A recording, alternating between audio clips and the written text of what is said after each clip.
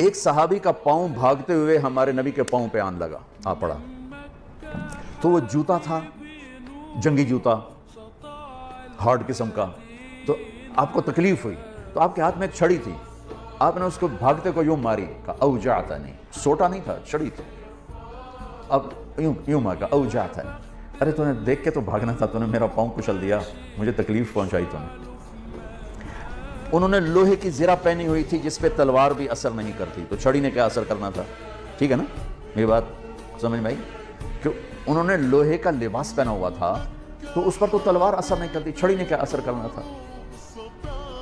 وہ کہتے ہیں جب میرے کان میں آواز پڑی اوجعتنی، مجھے تم نے دکھ دیا، تو کہا مجھے یقین ہو گیا کہ اب میری خیر نہیں، اب اللہ تعالیٰ کی طرف سے کوئی وحی آئے گی، میری تباہی بربادی کا فیصلہ سنائے گی۔ کل رات میں سو نہیں سکا، ساری رات جاگتا رہا، فجر کی نماز پڑھی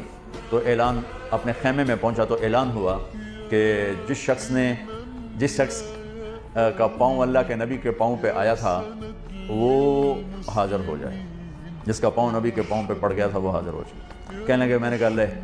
ہو گئی نا گل پوری، اب پتہ نہیں تیرے لیے کیا سزا آ رہی ہے۔ کہ میں ڈرتے ڈرتے پہنچا، آپ تشریف فرما تھے، آپ نے مجھے دیکھ کے تبسم فرمایا اور فرمایا کہ میرے بھائی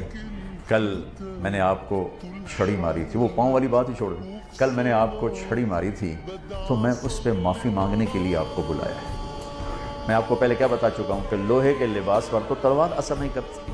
تو چھڑی کیا کرتی؟ تو میں ایک تو آپ سے معافی مانگنی ہے اس لیے آپ کو بلایا ہے، اور دوسرا کیا، یہ ذرا سننے والی بات، اور دوسرا وہ جو میں نے آپ کو چھڑی ماری تھی اس کے ازالے کے لیے میرے پاس ایک ہی تجویز آئی ہے ذہن میں، اللہ نے ڈالی ہے، یہ میرے پاس 60 اونٹنیاں ہیں، میں آپ کو گفٹ کرتا ہوں، لے جائیں 60 اونٹنیاں، عرب کی سب سے قیمتی متاع اونٹنی۔